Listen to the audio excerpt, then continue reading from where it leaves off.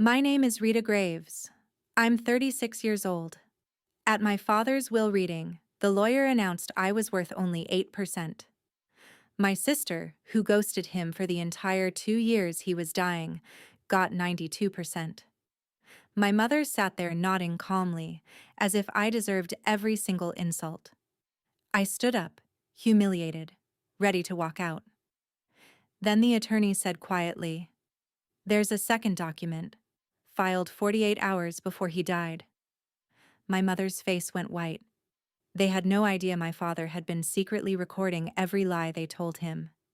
And what that document exposed would destroy the family they thought they had already broken. Now, before I take you back to how we got here, if this story is already hitting you in the chest, please take a moment to like the video and subscribe.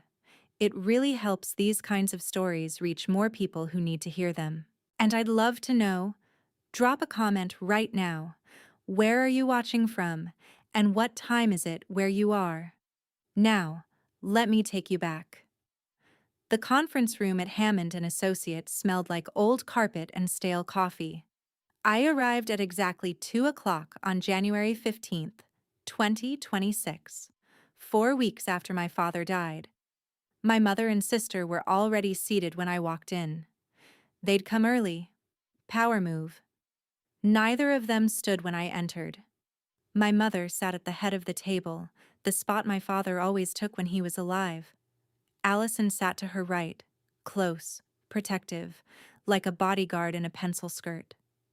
They'd left me the chair furthest from the door, back to the window, isolated. "You're late, Rita," my mother said. I checked my phone. 2 o'clock exactly. She'd just come early to make me feel off balance. I sat down without responding. Attorney Wesley Hammond entered a moment later. Mid-60s, conservative suit, wire-rimmed glasses. He looked at me longer than he looked at them. A slight nod. Something in his expression I couldn't read. Then he opened a thick file folder and began. The formalities took 3 minutes. Estate of Daniel Thomas Graves. Total value $415,000. The house, 1426 Birch Lane, worth $285,000. Savings, $82,000. Life insurance, $48,000. All standard, all expected. Then came the distribution. Hammond's voice went completely flat, like he was reading a grocery list. "To my daughter Allison Margaret Graves, I leave 92% of my estate in recognition of her consistent presence and support during my final years." My mother squeezed Allison's hand. My sister's mouth twitched. Not quite a smile, but close. "To my daughter Rita Catherine Graves, I leave 8% of my estate." 8%. I did the math automatically. $33,200. That's what I was worth. That's what my father thought of me. I looked down at the conference table. There was a small carving in the wood. Initials DG scratched into the corner. My father had probably done that years ago, sitting in the same room, going over his retirement paperwork or updating his will the first time, when things were normal. When I still existed to him. I stood up, gathered my bag. I wasn't going to cry in front of them. "Ms. Graves," Hammond said, "please wait, there's more." I paused. Hand on my chair. A second document was filed with this office on December 18th, 2025, 48 hours before Mr. Graves passed away. It supersedes the previous will under Minnesota law.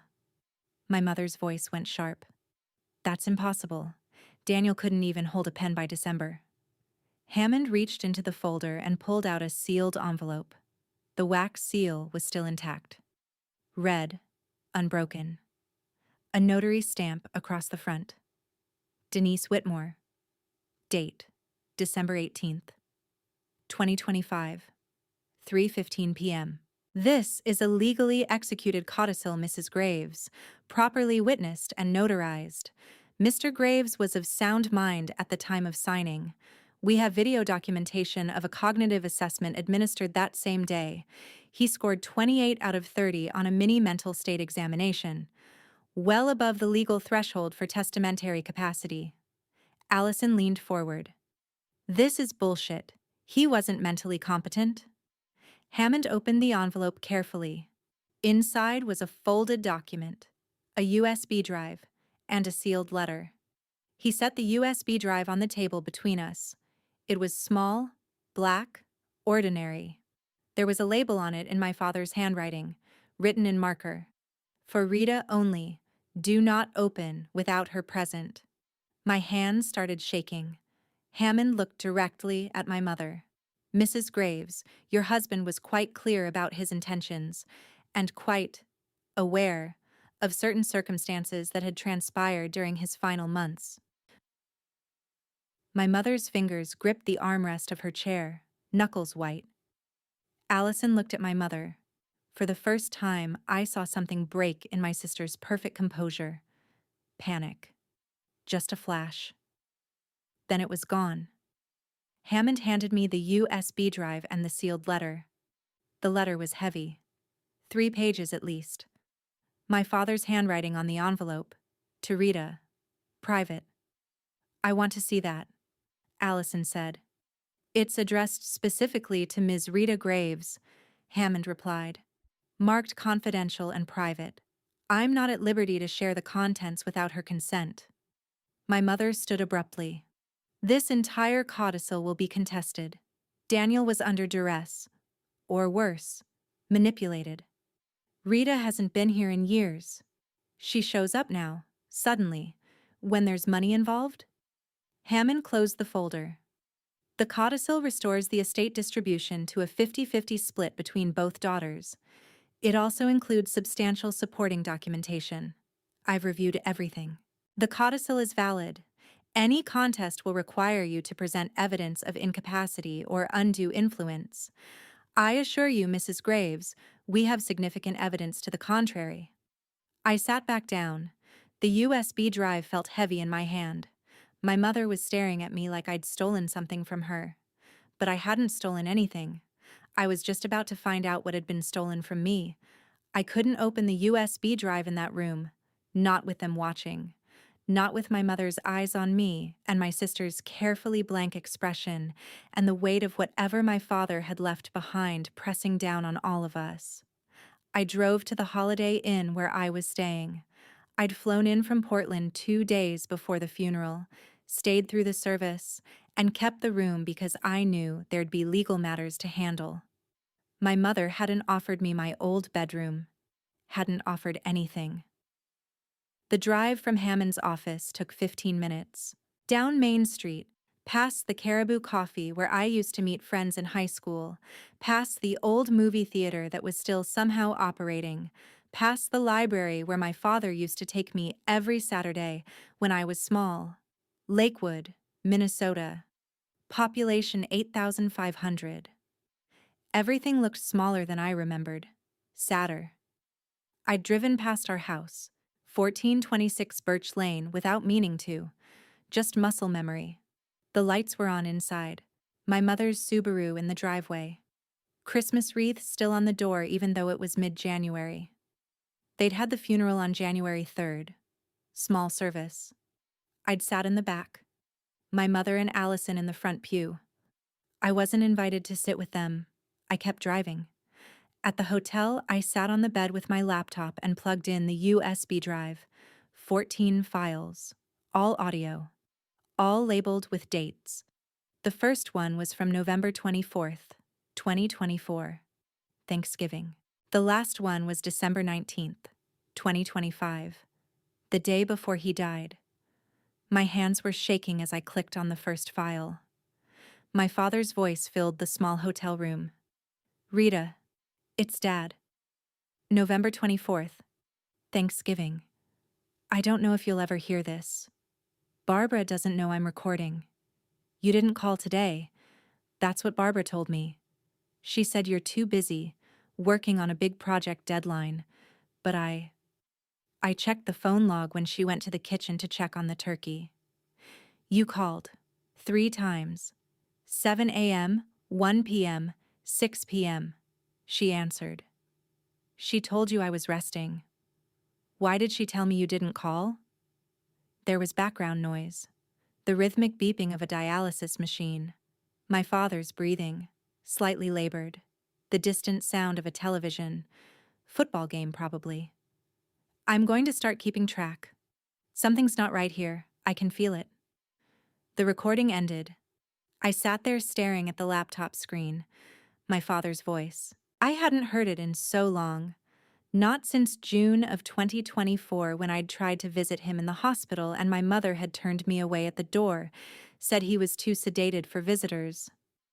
I'd believed her. I'd driven 28 hours from Portland and slept in the hospital parking lot, and then driven back without ever seeing him. I'd called him on Thanksgiving. I remembered that day clearly. I'd called 3 times trying to reach him. My mother answered every time. He's resting. Call back later. He's having a difficult day.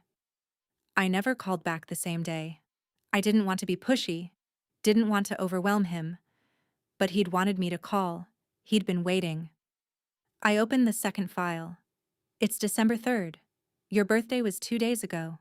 December 1st. You turned 35. I asked Barbara this morning if you called. She said no. Said you must have forgotten because you're busy with work deadlines. But Joanna, that's the hospice nurse, she comes 3 times a week for my dialysis. She mentioned something yesterday. Said a woman called Tuesday morning asking about visiting hours, asking if I was up for phone calls. Barbara told her I wasn't taking calls that day. Rita, was that you? Why wouldn't Barbara tell me you called? My father's voice cracked slightly. The sound of papers rustling. I asked Joanna to start writing down if anyone calls or comes by asking about me. Barbara doesn't know I asked her to do this. I need to know I'm not going crazy. I remembered that call. My 35th birthday. I'd called at 9 in the morning. My mother answered. Not a good day, honey. He's exhausted from treatment. Maybe try again next week. I'd hung up feeling guilty for bothering them. I clicked on the third recording. December 10th. Joanna gave me the call log today. Handwritten. She keeps it in her personal notebook. Your name is on here 6 times in the past 2 weeks alone. November 28th. December 1st. 3 times that day, my God. You called 3 times on your birthday. December 4th. December 8th. 6 times, Rita. Barbara told me 2 days ago you haven't reached out since October, that you're probably busy with the holidays. Why would she lie? What does she possibly gain from this? The sound of paper being folded. My father hiding the log somewhere. I tried to confront her this afternoon. Asked her directly, "Are you sure Rita hasn't called?" She looked me right in the eye and said, "Daniel, she hasn't called in weeks. You need to accept that she has her own life now." Then she started crying. Said the medication is making me paranoid, that I'm imagining things. But I'm not confused about this, Rita. I'm not. The recording ended. I looked at the time. It was 11 p.m. I'd been listening for 3 hours. I'd barely moved. My coffee from the lobby had gone cold hours ago. My phone had 17 missed calls, 3 from Allison, 14 from my mother. I ignored them all. I clicked on the 4th recording. This one broke me. December 15th. I found them today. Barbara was at her book club. I went into her desk. I don't even know why. Looking for stamps, maybe. There's a drawer that locks. I know where she keeps the key. Same hiding spot for 30 years, under the jewelry box on her dresser. Inside the locked drawer, there were 4 cards. Your handwriting. I'd know it anywhere. Unopened. All addressed to me. All postmarked this month. December 2nd, 7th, 11th, 13th. 4 cards in 2 weeks. My father's breathing was uneven, catching. I opened the one on top. I'm sorry, Rita. I know it was meant to be private between us, but I had to see. You wrote, "Dad, I miss you so much. I think about you every day. Please call me when you feel strong enough. I'm here. I'm always here. Love. Rita." You. You thought I wasn't responding. You thought I didn't care enough to call back. There was a long silence on the recording. 23 seconds. I counted them. Then the sound of my father crying. Quiet. Muffled. Like he was trying not to make noise. Like he was ashamed. I'd sent those cards. I remembered writing every one. Sitting at my desk in Portland, trying to find the right words to tell my father I loved him without making him feel pressured to respond. I thought his silence meant he was too sick to write back. Too tired to engage. I thought I was being understanding. Patient. "She's been doing this on purpose," my father said, voice steadier now. Colder. "This isn't confusion or protection. This is deliberate. I don't know how long she's been doing it. I don't know why. But I need to fix this. I need to... God, I'm so tired. But I have to fix this." The recording cut off. I couldn't listen to any more. Not yet. It was past midnight. I hadn't eaten since morning. My hands were shaking. I needed to stop. To process. But I couldn't stop. I opened the fifth file. December 18th. I called Wesley Hammond this morning, while Barbara was at the grocery store picking up my medications. I told him I need to change my will. He's coming tomorrow. Barbara thinks he's just reviewing standard estate paperwork. Routine, annual check. She doesn't know what I'm actually doing. Wesley said I'll need to do a cognitive test on video. Prove I'm of sound mind. I said fine. Whatever it takes. I'm going to make this right, Rita. I should have seen what she was doing sooner. I should have protected you from this. But I'm going to fix what I can. My father's breath caught. Pain or emotion, I couldn't tell. "The thing I need to tell you is..." The recording cut off abruptly mid-sentence. I stared at the screen. 9 more files to go. 9 more pieces of evidence that my mother had systematically cut me off from my dying father. That she'd intercepted my calls. Hidden my cards. Told him I'd abandoned him. Told me he didn't want to hear from me. And while she was doing that, she was manipulating his will. Making sure I got 8%. Punishment for the absence she'd engineered. I pulled up my phone records. I'd kept detailed logs since going freelance. Tax purposes, business expenses, that sort of thing. I went back to March of 2024. Started counting. 67 calls over 18 months to my father's phone number. Most answered by my mother. A few went to voicemail. 6, only 6 out of 67, were actually answered by my father. And those conversations were brief, strained. My father sounded confused, tired, like he didn't really want to talk. I'd thought it was the illness, the medications. Now I understood. My mother was standing right there, listening, controlling. In November of 2024 alone, I called 9 times. 3 on Thanksgiving, 2 on his birthday, November 12th, 4 scattered through the month. Every single time my mother had an excuse. He's resting, he's with the nurse, he's having a bad day. Call back tomorrow. I never called back the same day.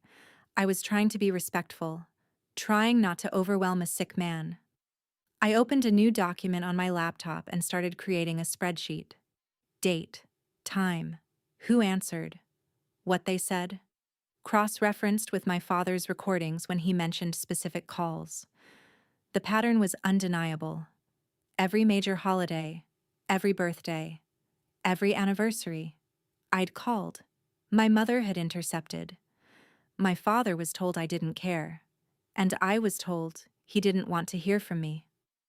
I remembered Christmas of 2023, before my father's health had completely crashed, before he'd gone into hospice.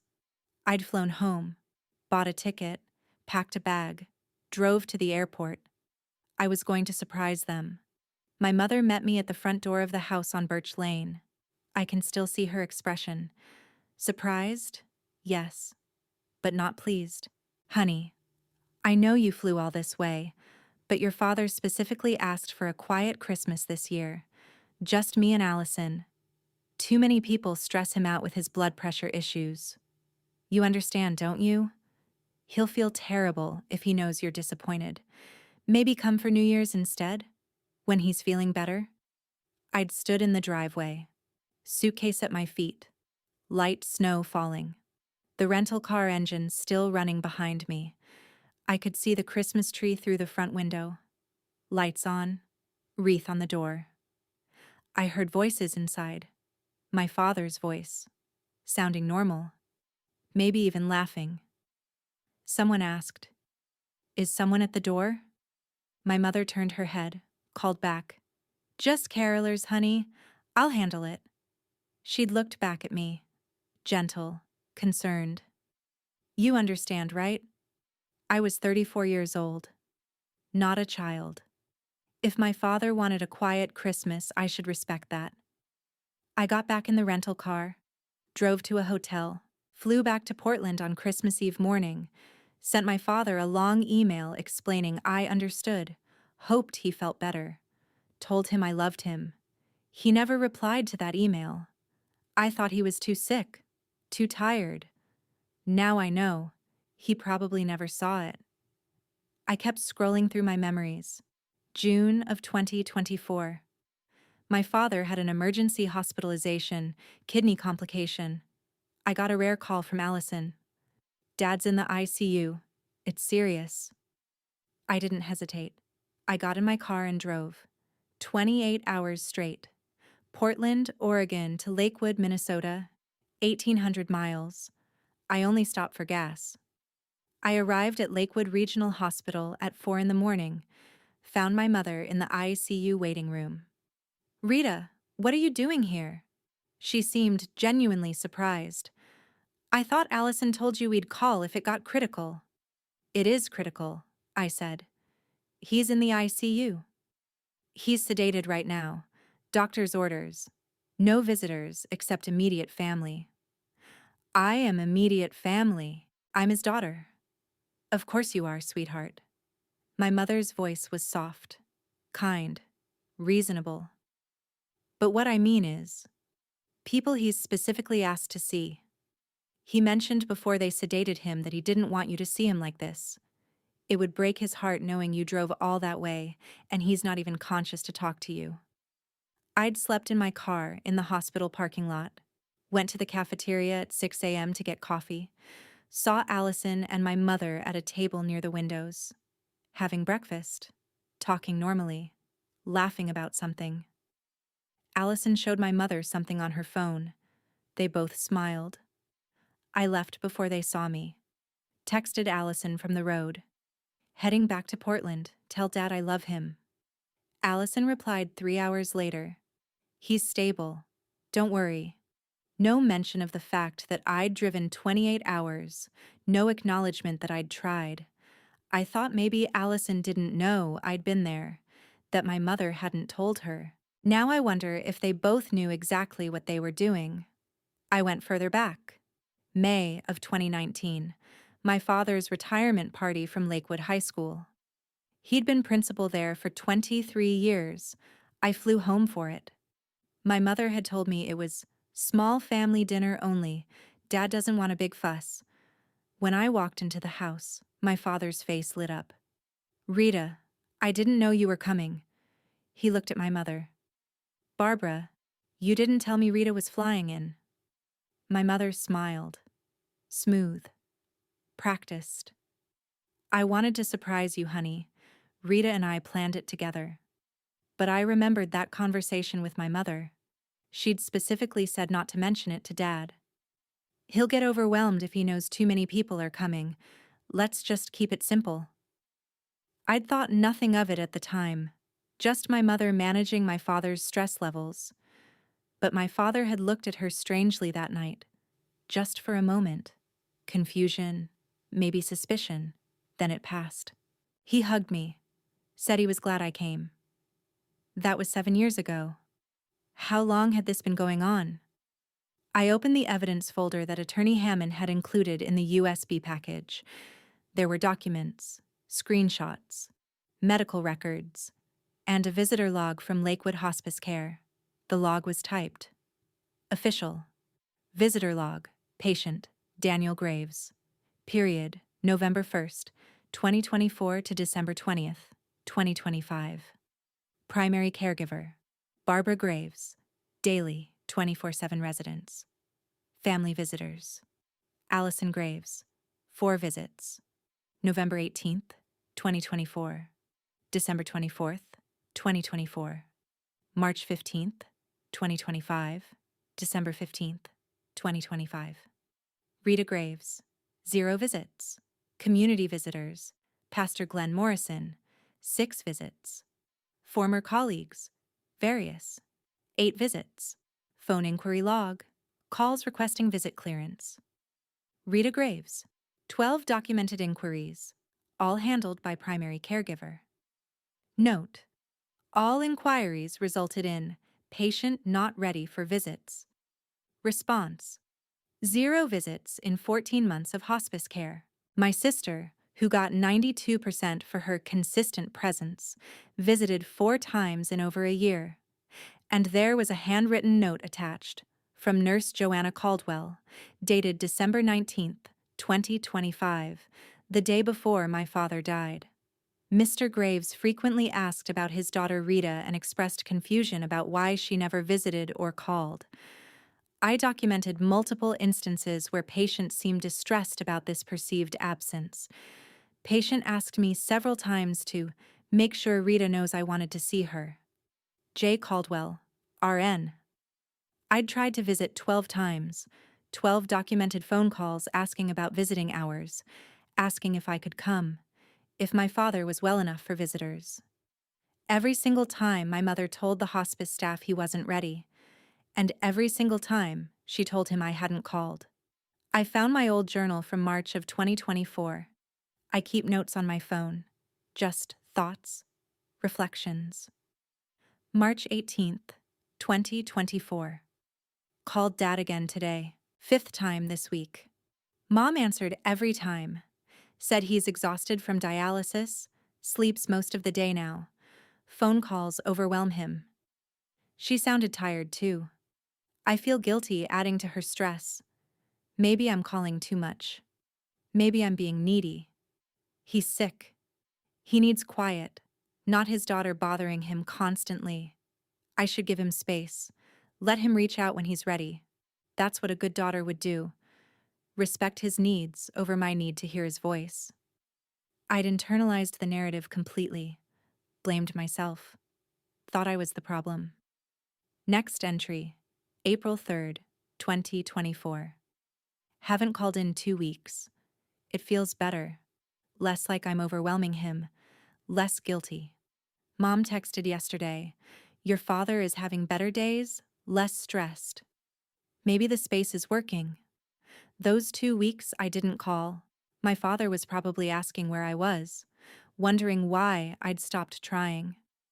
It was 3 in the morning when I finally opened the 6th recording.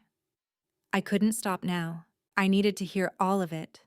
I needed to understand the full scope of what had been done. My father's voice was weaker on this one. The recording was from late December 2024, a month after he'd started documenting. I've been going through old things, boxes in the garage that Barbara doesn't know I can still get to. Found my desk calendars from when I was still at the high school. 2019, 2020, 2021. Your birthday is circled every year, June 1st. My handwriting. But next to most of them, in Barbara's handwriting, there's a note. R didn't call, working. R forgot. R busy. Rita, I remember now. You always called. Every single birthday, every single year. But Barbara would tell me you forgot, or that you were too busy, or that you'd call later and then never did. I believed her. I'd feel hurt, but I'd tell myself you had your own life in Portland. You were building your career. I shouldn't expect you to remember everything. The sound of old paper, pages turning. But you did call. You did remember. She just never told me. There was a sharp intake of breath. I found text messages, too, between Barbara and your sister. I'm forwarding them to Wesley. For evidence. Rita, I'm going to read some of them to you now. So you understand. So you know this wasn't an accident. His voice changed. Harder. Controlled anger. November 2024. Barbara to Allison. Rita called again. Third time this week. I told her your father is having bad days. Too confused for phone calls. She sounded hurt, but she accepted it. Allison's response. Good. Let her think he doesn't want to talk to her. Makes what comes later easier. My stomach dropped. December 2024. Barbara to Allison. Your father asked about Rita today. Why she hasn't visited. I told him she's busy with work. Probably stressed about money. Might visit after New Year's. Allison writes back. Perfect. String it along. Make him think she's always about to show up but doesn't. July 2025. This is the one that makes me sick. Allison to Barbara. When he goes, make sure the will reflects who actually showed up. Rita made her choice. Barbara responds. Already handled. New will signed last month. 92. 8. She won't contest it. She's barely been around. No one would believe she cared. My father's voice cracked. They planned it, Rita. They planned to steal you from me. And then they planned to punish you for the absence they created. They were going to take your inheritance as payment for not being here, when they were the reason you weren't here in the first place. Long pause. Wesley Hammond has copies of all of this. Screenshots. Evidence. When you hear this recording, you'll know. I didn't forget you. I didn't stop wanting you here. You were stolen from me, and I won't let them get away with it. The recording ended. I sat in the dark hotel room. Outside, Lakewood was asleep. 4 a.m. The snow had started falling again. I could see Main Street from my window. Empty. Dark. The coffee shop where I was supposed to meet my sister today, actually, was closed. Dark windows. Everything looked like a postcard from a life I used to have, but I never really had it. That was the thing. The family I thought existed. The one where my mother was protective and my sister was successful, and my father was too sick to engage. That family was fiction. The real family was something else entirely. I needed to confront my sister. If you've ever had your entire understanding of your life rewritten in a single night, if you've ever discovered that the story you believed about yourself was authored by someone else's cruelty, leave a comment. I need to know I'm not alone in this. I texted Allison at 8 a.m. We need to talk. Today, in person. The response came 3 minutes later. There's nothing to talk about. Dad made his choices. The codicil won't hold up in court. I wrote back. He made his choices after he discovered what you and Mom did. The 14 recordings he left me? He read your texts aloud. Every single one. The typing indicator appeared. Disappeared. Appeared again. Allison was deleting responses. Rewriting. Finally. Those were private conversations. About isolating me from our dying father. About manipulating his will. About letting him think I abandoned him. 2 minutes of silence. Then. Fine. Caribou Coffee on Main. 4 p.m. This changes nothing. I don't need a lawyer to have a conversation with my sister. We stopped being sisters the day you left Lakewood and never looked back. I arrived at the coffee shop at 3:55. Allison was already there. Corner table. She always arrived early. Control thing. She looked perfect. Designer winter coat. Burberry, I recognized the pattern. Hair professionally styled, manicured nails. Minimal makeup but flawless. She looked like she was coming from a normal workday at her corporate law firm in Minneapolis. Put together, successful, untouchable. I looked like I'd been awake for 3 days. Because I had. Same jeans as yesterday, sweater I'd been wearing since the will reading, hair in a messy ponytail, dark circles under my eyes. No makeup. I sat down across from her. Neither of us said hello. "You look terrible," she said. "When's the last time you slept?" "About 48 hours ago, before I started listening to Dad explain how you helped Mom steal 2 years of his life from me." Allison took a sip of her coffee. Black. No sugar. I remembered when we used to get caramel lattes together when we were younger. Back when I still thought she was my sister. "Before you start throwing accusations," she said, "let me be clear. Everything Mom and I did was for Dad's well-being. You were never there. You don't know what the day-to-day was like. You don't get to judge us from 1,800 miles away." I pulled out my phone, set it on the table between us, opened the audio file, pressed play, volume low but audible. My father's voice filled the space between us. "Let her think he doesn't want to talk to her. Makes what comes later easier." Those are your words, Allison. July 25th, 2024. To Mom. About me. About Rita. I let it play for 30 seconds, then stopped it. Allison's face didn't change. No shock, no shame, no denial. She just waited for me to finish. Then she took another sip of her coffee.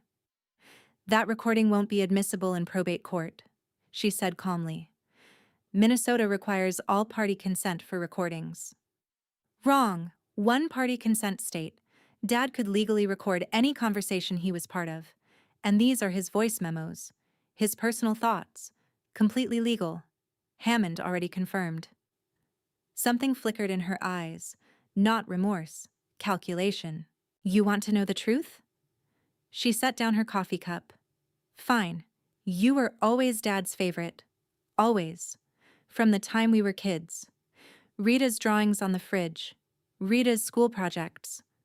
Look what Rita made. I brought home straight A's. Good job, Allison. You brought home a B+ and a doodle. He hung it in his office. Do you know what that's like? Being the successful one, the responsible one, the one who did everything right, and still coming in second? Every single time? So you helped Mom cut me off from him while he was dying. That's your revenge for childhood jealousy?" It wasn't revenge. Her hand wrapped tight around her coffee cup. Only physical tell that she wasn't as calm as she seemed. It was balance. For once, Mom and I got to be the ones who mattered, the ones he depended on. You got 35 years of being his favorite. We got his last 2 years. I slid the hospice visitor log across the table. Lakewood Hospice Care, official visitor log. Your name appears 4 times. November 18th, 2024. Your duty visit when he first went into hospice. December 24th, 2024.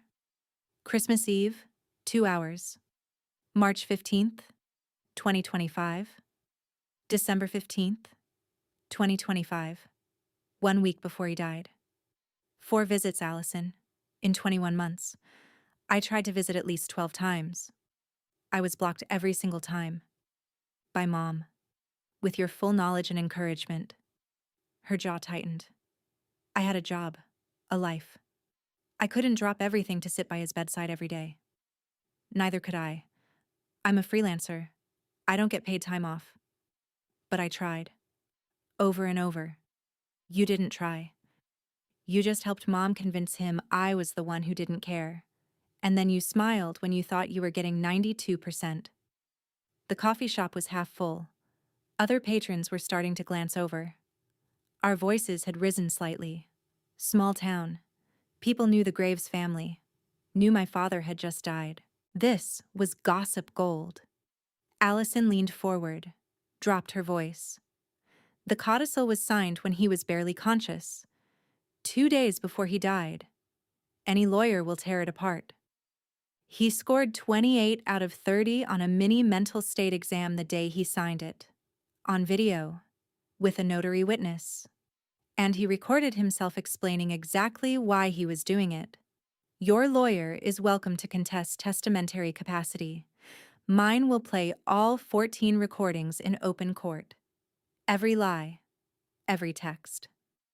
Every time he asked where I was and Mom told him I didn't care. You want that on public record? You want everyone in Lakewood to hear? Allison's eyes flashed. First real crack in her composure. You would destroy this family over money? I stood up, gathered my coat. You already destroyed this family. You just didn't expect consequences. Sign the settlement accepting the 50-50 split. Or we go to court and everyone in this town, all of Dad's friends, his former colleagues, everyone who knew him, everyone who respected him, will hear exactly what you did to him in his final months. Your call. I walked out. Didn't look back. My phone buzzed in the parking lot. Text from Allison. I'll never forgive you for this. I didn't respond.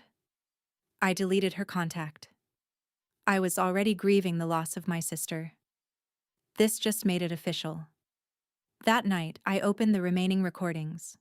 7 through 14. Each one worse than the last. Recording 7. From late December 2024. My father describing a typical day. Dialysis. Weakness. Waiting for me to call. Being told I was busy. I asked Barbara this morning if maybe Rita might come home for New Year's, start the year together. She said you told her you have plans with friends in Portland, a trip to the coast. You'd try to make it in spring. Did you say that, Rita? Because I can't imagine you talking about a coast trip while your dad is in hospice. It doesn't sound like you.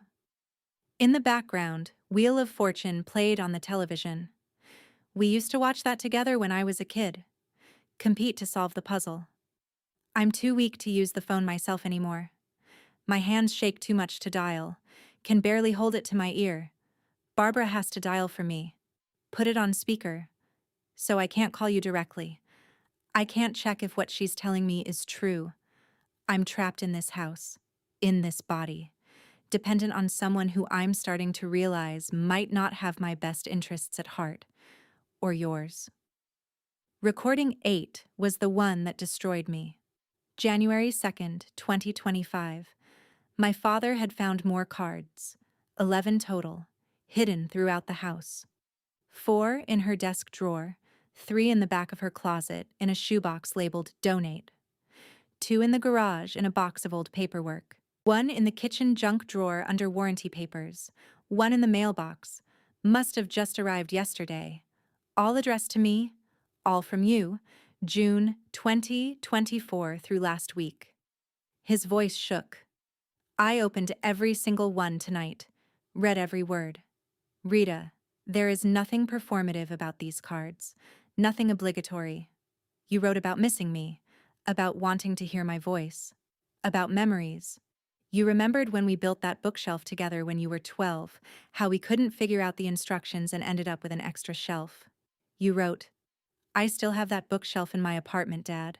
It's crooked and weird and perfect. Like us. I did still have that bookshelf. It was in my living room in Portland. Books about illustration, art supplies on the crooked shelf.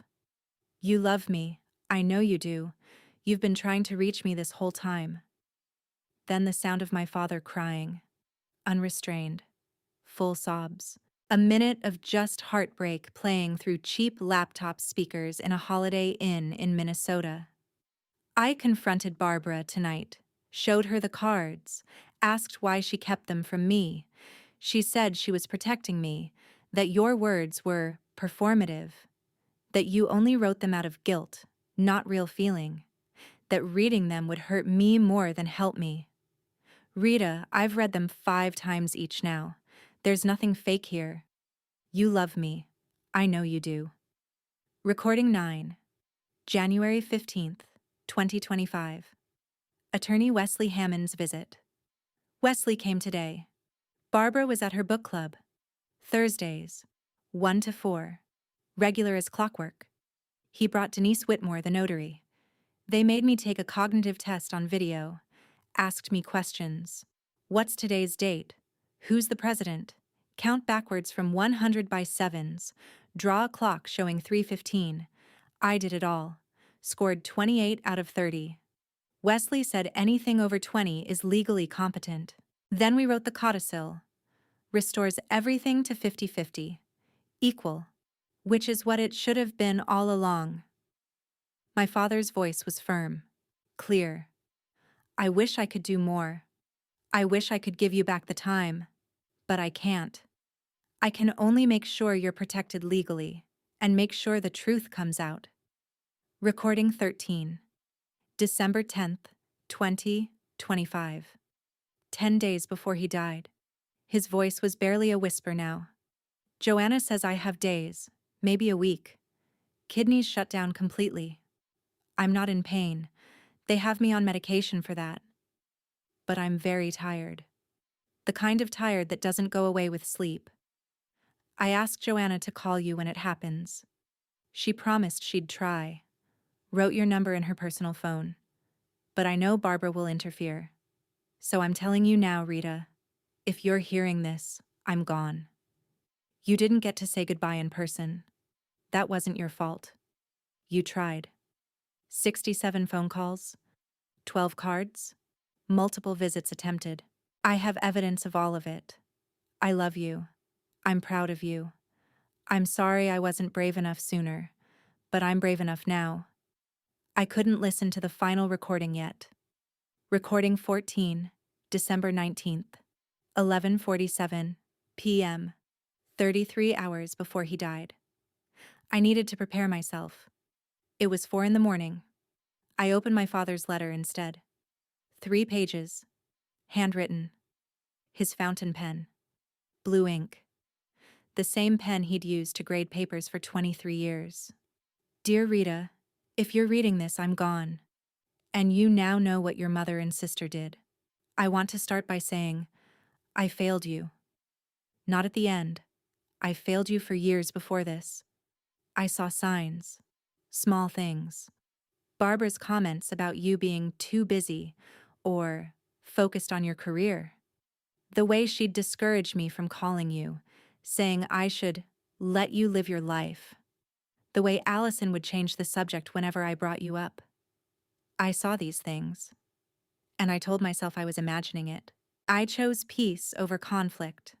I chose to believe Barbara when she said I was being oversensitive. I chose to trust that you were just busy, just building your life in Portland, just away. That was cowardice. I should have called you directly more often. Should have questioned why our relationship seemed to be fading when I knew that wasn't who you were. But I didn't want to cause problems. Didn't want to make Barbara upset. Didn't want to believe that the woman I'd been married to for 40 years could be capable of this kind of systematic cruelty. But I want you to understand something. Even when I thought you weren't calling, weren't visiting, had moved on with your life, I never stopped loving you. I never stopped thinking about you. Every birthday, every holiday, I'd remember. You were never forgotten, Rita. Never unloved. You were stolen from me. And that theft doesn't erase the love. My hands were shaking. There was a coffee stain on page 2. My father must have been drinking coffee while writing this. His handwriting got shakier toward the end. But still readable, still unmistakably his. I can't give you back the time. No amount of money can do that. The settlement is 50-50 because that's fair. That's what it should have always been. But the real inheritance isn't the money. It's the truth. Don't let them rewrite this history. You didn't choose absence. It was forced on you. I'm sorry I wasn't stronger. I'm sorry I didn't see it sooner. I'm sorry I can't undo what was done. But know this. You were loved. You were wanted. You were never the problem. I'm proud of the artist you've become. Proud of the person you are. Proud that you chose to create beauty in the world even when the world wasn't always beautiful to you. I love you. Always, Dad. I folded the letter carefully, put it back in the envelope, set it on the nightstand next to the fishing drawing I'd retrieved from his office. The one I drew when I was 7. The one he'd kept framed behind his desk for 29 years. Then I opened recording 14. My father's voice was so weak I had to turn the volume all the way up. Rita, it's very late, December 19th. 11:47 p.m. Barbara's asleep downstairs. I wanted to talk to you one last time, even if it's just into a microphone, into the dark. I'm going to try to say everything I need to say. I don't know how much time I have. I'm very weak, but my mind is clear. That's a gift. Clarity at the end. Long pause. Labored breathing. I've been thinking about memories, specific ones. I want to tell you some. I remember when you were 7. You drew me a picture of us fishing, even though we'd never been fishing. Not once. You drew it anyway. Me and you in a little boat, holding fishing poles, smiling. I asked you, should we go fishing for real? And you said, we already did. In my picture. That's when I knew you saw things differently than other people. Better. You made the world better by imagining it better. That's a gift, Rita. That's art. The sound of him trying to catch his breath. I kept that drawing.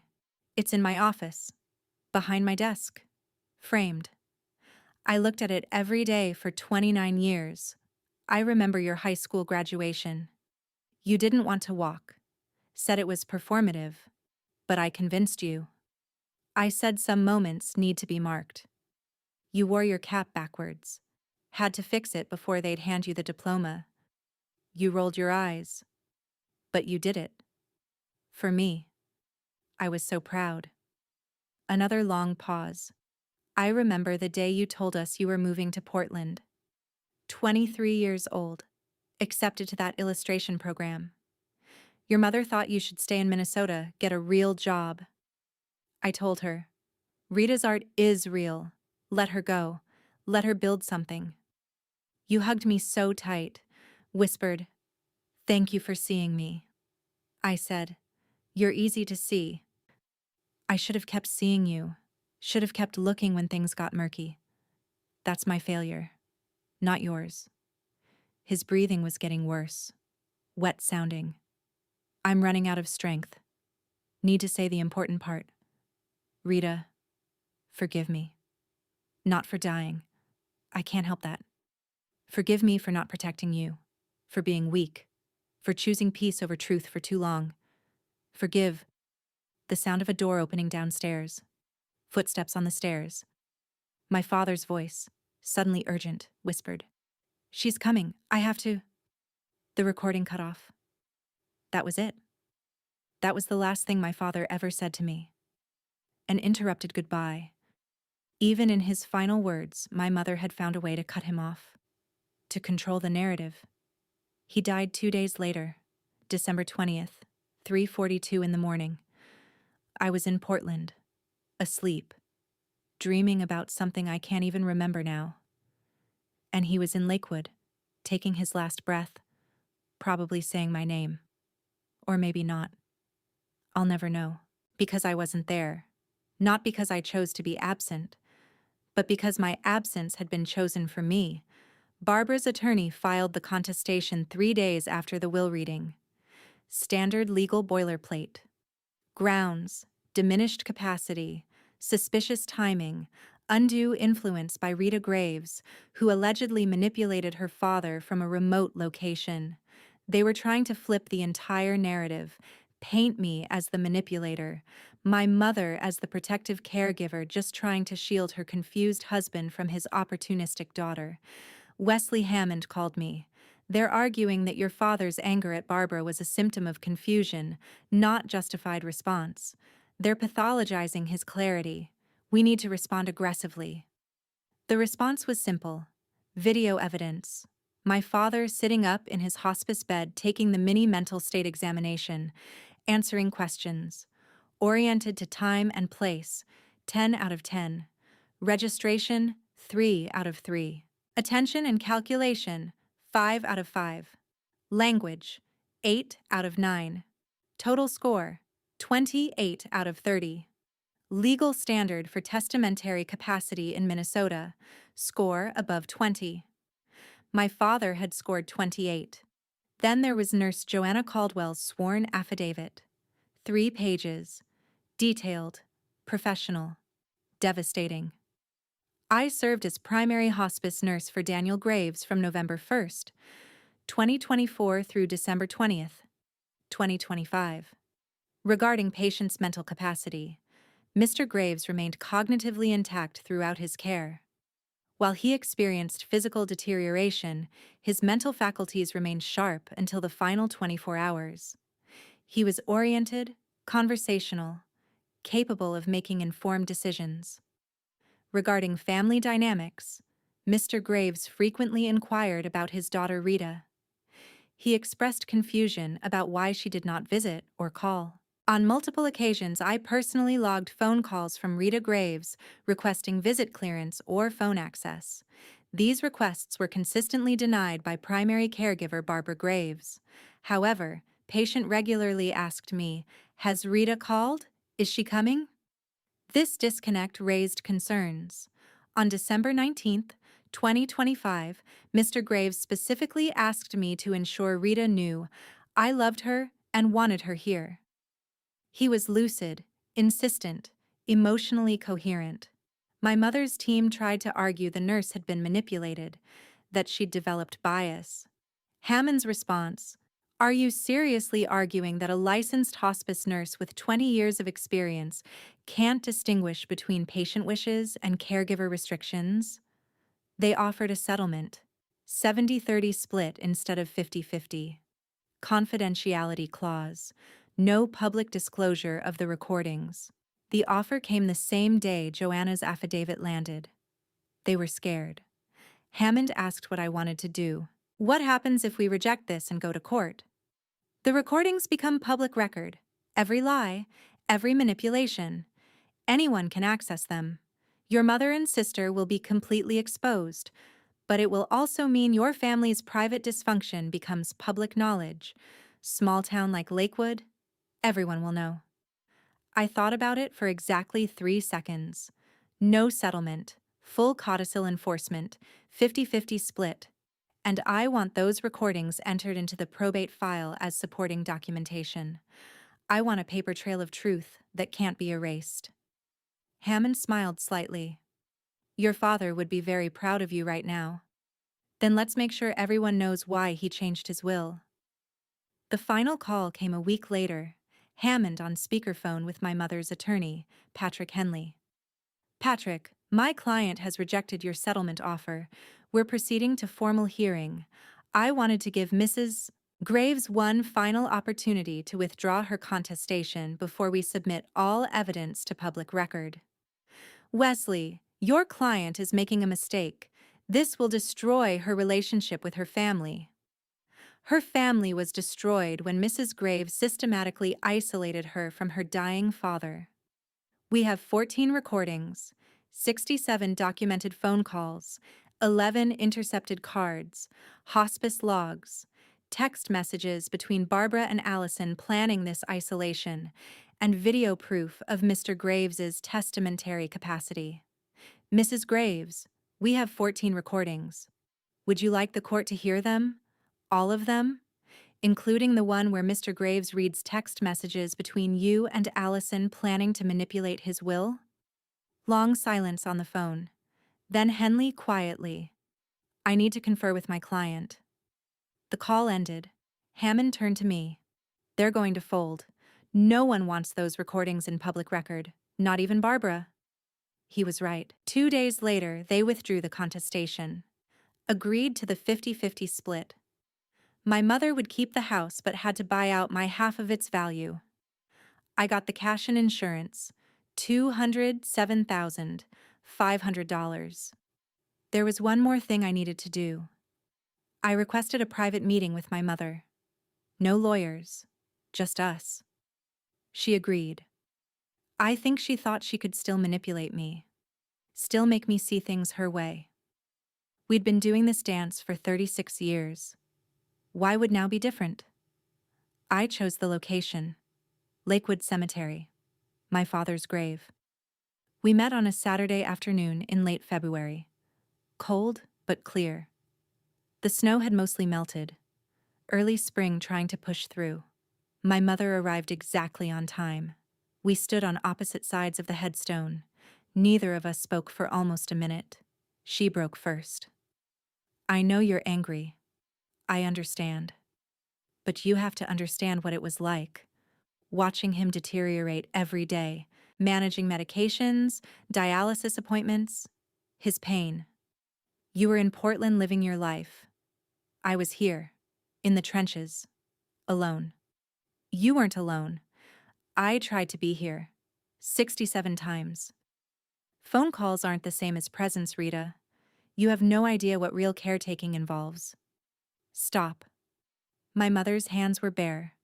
No gloves despite the cold. Wedding ring still on her left hand. Same hands that had answered my calls and lied. You don't get to rewrite this. Not here. Not standing over his grave. I have his voice on recording contradicting every word you're saying. Try again. And this time, try the truth. I pulled out my phone, played part of recording 6. My father's voice, listing the lies, the intercepted calls, the hidden cards. November 24th, 2024, Thanksgiving. I called at 7 a.m., 1 p.m., 6 p.m. You answered all 3 times. Told me Dad was resting. That night, he recorded himself saying you told him I didn't call at all. Why did you lie to both of us? My mother started to respond. I kept going. December 1st, my birthday. I called asking about visiting hours. You said he wasn't up for visitors. He waited for me all day. Why did you tell him I forgot? He was confused. December 15th. He found 4 of my cards in your desk. Unopened. He read them. Cried. Why did you hide them? I played another clip. My father's broken voice. She stole my daughter from me. My mother flinched. For the first time, her careful facade cracked. You don't know what it was like, she said quietly. Watching him love you more. For 40 years. You were always his favorite. His special girl. His artist. I gave him 2 daughters. Kept his house. Supported his career. Stood by him. And he looked at me like I was adequate. But you he adored. Do you know what that does to a person? To never be enough? There it was. The truth underneath everything. So you took the only thing you could control? His final years. You made sure this time, you were the one who mattered. You made sure I couldn't compete because I wasn't there. I didn't set out to hurt you. Yes, you did. You wanted to matter more than me. And the only way you could do that was to erase me completely. You got your wish. His last 2 years, you were the center of his world. You were all he had. But it didn't make him love you more. It just made him die thinking I'd abandoned him. I looked at her directly. You killed him twice, Mom. Once, when his body gave out. Once when you murdered his belief that his daughter loved him. There's no making that right. She was crying now. Real tears. I'm still your mother. Someday you'll understand. No, you are a woman who gave birth to me. A mother doesn't steal her child's goodbye. Sign the settlement. Accept the codicil. 50-50 split. Or we go to court and every recording gets entered into public record. Every person in this town who respected Dad will hear exactly what you did. Your choice. You would humiliate me like that? You humiliated yourself. I'm just refusing to help you hide it. You have 48 hours. I walked away. Didn't look back. She signed 2 days later. The legal papers arrived on March 8th, 2026. Settlement executed. Estate divided equally. No contact provision in place. Barbara Graves and Rita Graves agreed to maintain no contact except through legal representatives. I signed with my father's fountain pen, the one I'd taken from his office. It was done. I flew back to Portland the next day. In my suitcase, the USB drive with his recordings, his letter, the fishing drawing, his pen, one photo of us from 2018, both smiling, happy, before everything fell apart. I set up a small corner in my new apartment. Not a shrine, just acknowledgement. The photo, the drawing, his coffee mug, one of the cards he never got to read, still sealed. 3 weeks later, I went to therapy for the first time. The therapist asked what I was grieving. Multiple losses, I said. I'm grieving my father, obviously, but not just his death. I'm grieving the 2 years we didn't get, the conversations we should have had, the goodbye I should have been able to say. I'm grieving the relationship that was stolen. I'm also grieving my mother and sister. Not because they died, but because I finally see who they really were. I'm grieving the family I thought I had. Turns out it was fiction. What did you lose that the money can't restore? Time. The chance to tell him I understood, that I forgave him. The chance to hear him say my name one more time. Those last words he was trying to say on the final recording. The one that got cut off. I'll never know what he wanted to say. Some losses can't be recovered. They're just permanent. Late March, I made one final trip to Minnesota. Back to Lakewood Cemetery. Brought my laptop. The weather was warmer now. Snow gone. Crocuses beginning to bloom near the headstone. I sat on the cold ground and opened the laptop. Hey Dad, it's me. I came back. The settlement's done. Everything's final. You got your wish. The money is split equally. The codicil held up. The truth is on legal record now. Mom knows. Allison knows. The lies are documented. I opened recording 14. The final one. I wanted to play this for you one last time. Your last words. The ones that got interrupted. I've listened to it maybe 50 times. But I think this should be the last time. For both of us. I pressed play. My father's weak voice filled the quiet cemetery. The goodbye that was stolen. The forgiveness he was trying to ask for. The love he was trying to express. Forgive me for not protecting you. For being weak. For choosing peace over truth for too long. Forgive. The door opening. The recording cutting off. I let the silence sit for a full minute after it ended. I forgive you, Dad. I wish I could have told you in person, but I'm telling you now. You weren't weak. You were trapped.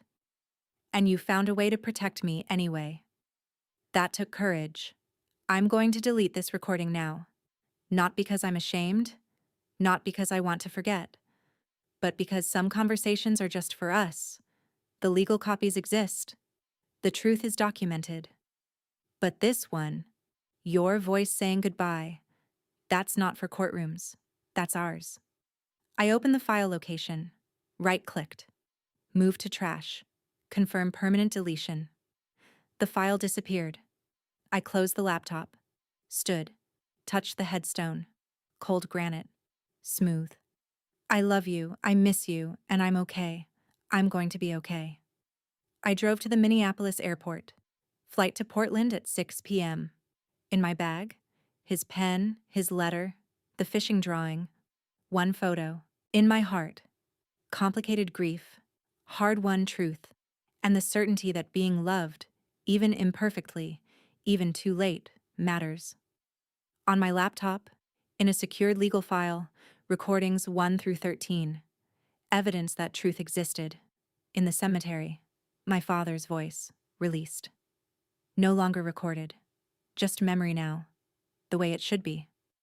I'm 36 years old. I inherited $207,000. I inherited my father's belief in me, his quiet support, his final act of protection. But most of all, I inherited the truth. Some things you can't get back. The time, the conversations, the chance to hold someone's hand while they're dying, the opportunity to say the words that matter before it's too late. But you can refuse to let lies stand. You can demand that truth be documented. You can draw boundaries with people who stole from you. You can grieve what was taken and still build something new. My father died thinking I'd abandoned him. That's a wound that will never fully heal.